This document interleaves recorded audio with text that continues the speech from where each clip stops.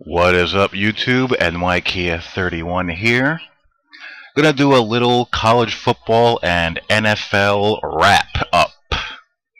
Now that the Monday Night Football game has come and gone, and as far as what I'm showing here in this video, I'm just showing some replays of online Dynasty and offline Dynasty NCAA 12 replays. Just plays that I just liked how they played out, how they looked, and they just illustrate, all the things I love about college football and I enjoy about the game, in general.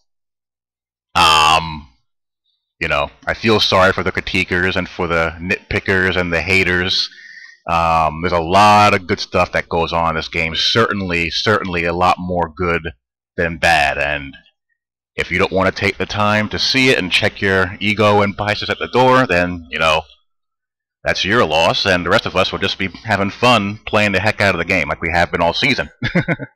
But yeah, you have some Hawaii here, some Kent State, some Notre Dame, and some UConn, both offline and online Dynasty footage. Not gonna, break down what every slide is replaying. You guys know my play style enough to, kind of figure out, why I would have selected the play that I did.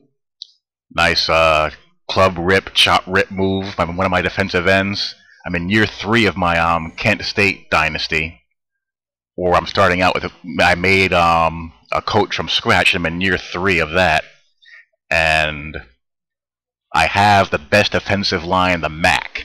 So I went 9-4 my first year and 8-5 my second, something like that. So. And I'm breaking in a new quarterback, but I still have a defensive line back for one more season, so hopefully I can win the MAC this year. And in my Notre Dame offline dynasty, I'm running a pure flex bone. I just like the way the receiver reacted to the play, and also the throwing lane there that opened up. It's simple curl flat read out of the flex bone. Flex bone, I think it's trips right or slot right, one of the two.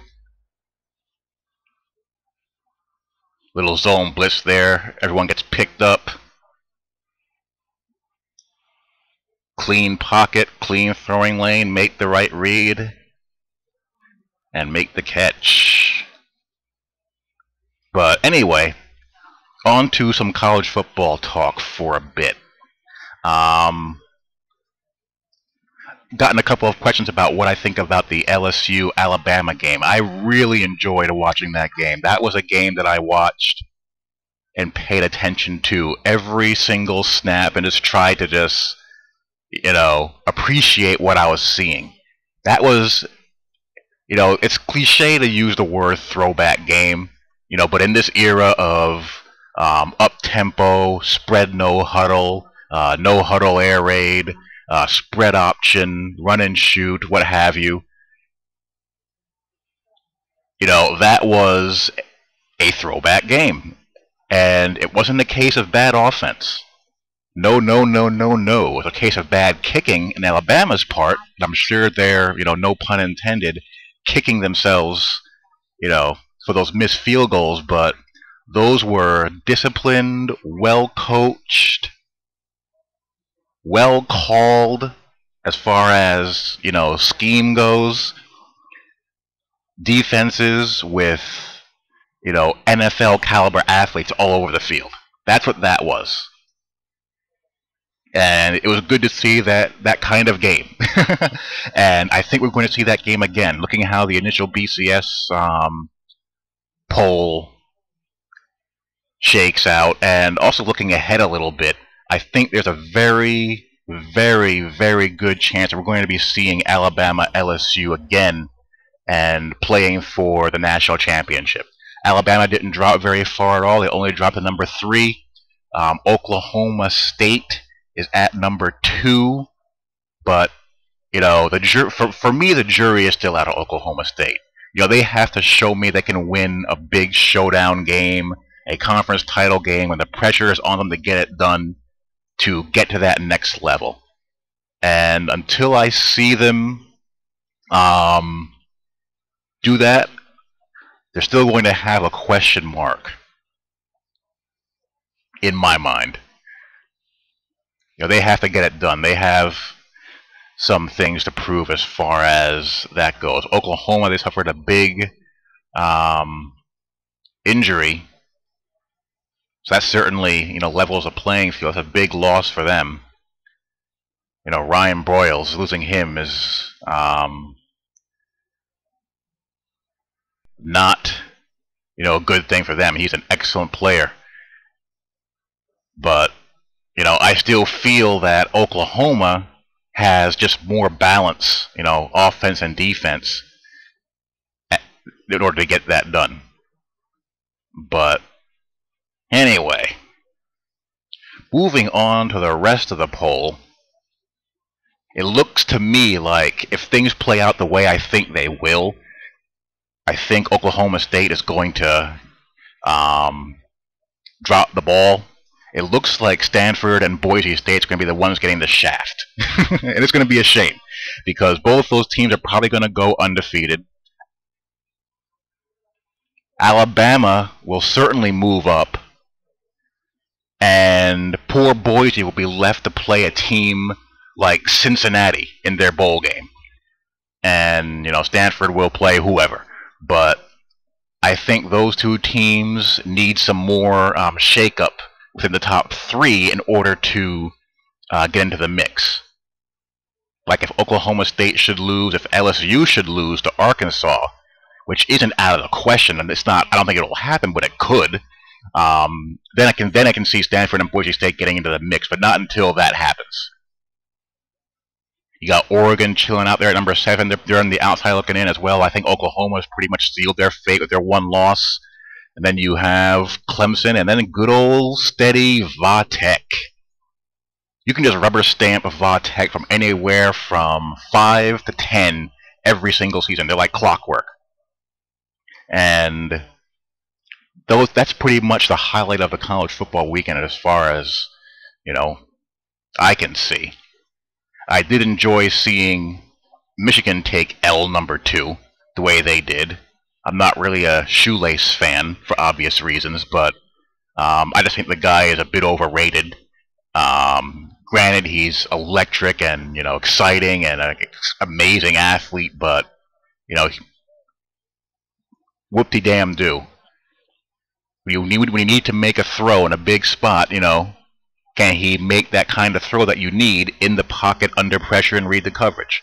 I mean, they probably got shafted by the official on that last possession, but that's the way it is, and I don't shed any tears for the Wolverines ever. So that's my little take on the college football weekend. And on to the NFL. Let me start with the Eagles. I think we can officially label the Eagles as one of the biggest disappointments in recent memory. 3-5 and in a whole heap of trouble. 3-5 and 3 games back of the Giants, who sit at 6-2. And what is with the Eagles? I've only seen a couple of Eagles games from start to finish this year, last night being one of them. And one of the things that I can see, which kind of surprises me, is that Nnamdi Asomugha isn't playing as well as I thought he would. You can make plays on him. He's been called for, big PI penalties a couple of times this season. He got called for one last night. There's just some issues with that defense. They're kind of small. They're not really physical. I mean, they have a great Madden defense. They have an excellent Madden defense. But as far as lining up and playing defense down in, down out in a tough physical way, I just don't see it out of them. So I think they're in a heap of trouble. The Giants are sitting pretty. And you know what I thought of when Eli Manning was marching down the field, to beat the Patriots? I thought of that Madden 12 True to Eli commercial. The music, Gus Johnson and Eli going through the phases of rattled, composed, clutch, and just going bink, bink, bink, bink, bink down in the field. Eli doing his thing. And I hope there's this segment of Giants fans and also fans in general that are hard on Eli. And I think part of it is the name, the Manning name. He does get attention because of his name and the city that he plays in. There's no doubt about that. But the guy can play. The guy is a legitimate franchise quarterback. And there aren't a whole heck of a lot of franchise quarterbacks in the NFL. There really aren't when you think about it. How many teams have a quarterback that they're happy with and are confident having them lead their team for the next 12 to 15 years? Or for 12 to 15 years. Not a lot. The Packers do. The Patriots obviously do. Chargers. Although Rivers, play has been kind of spotty this season. Saints. The Colts obviously. That's 5. I may be missing 1 or 2 here and there, but those are the 5 obvious. No doubt. Stick this guy in your team and you don't worry about your quarterback position for the next decade. How many teams can say that? The Giants are one of those teams. Eli is a legitimate franchise quarterback. I certainly can't say that for my Jets. Can I say with certainty that Mark Sanchez is going to be my quarterback for the next decade? No, I can't say that. I'm sure the Ravens fans would argue that they can say that about their quarterback, but Flacco's still kind of up and down and still feeling himself out a little bit. I guess the Falcons can, but there's not many teams that can do that. When you have one, embrace it, because it's not a common thing.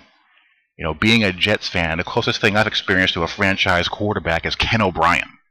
I've had to go through Ken O'Brien, Browning Nagel, Glenn Foley, Ray Lucas, Vinny Testaverde, Neil O'Donnell. I mean, come on.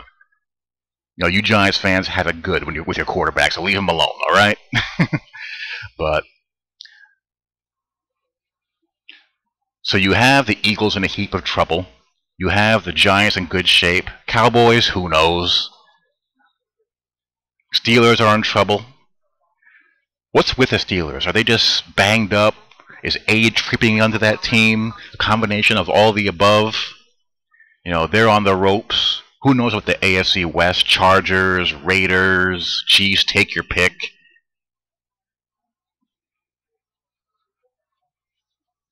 I guess you have to throw, as far as the AFC goes, the Ravens, Jets, Pats, all in the same mix. You have Green Bay, of course. I think Green Bay will lose a game eventually. Don't know when or how, but they'll eventually lose. When I see they have 14-2, 15-1 written all over them. At worst, 13-3. So, the NFC is Niners, Giants, Packers, and who would the 4th team be? The Saints, probably. And the AFC, you have Jets, you have the Ravens, Pats, and pick a team from the AFC West out of the Chargers, Raiders, and Chiefs. Who knows? And a couple of teams in the periphery as well. So that's my little roundup of the NFL and college football, for now at least. Going to be spitting out some more videos throughout the week. I got to eject some of these before my laptop has a stroke. It's just bogged down with a whole bunch of crap. And I'll talk to you all later. Peace. Take care.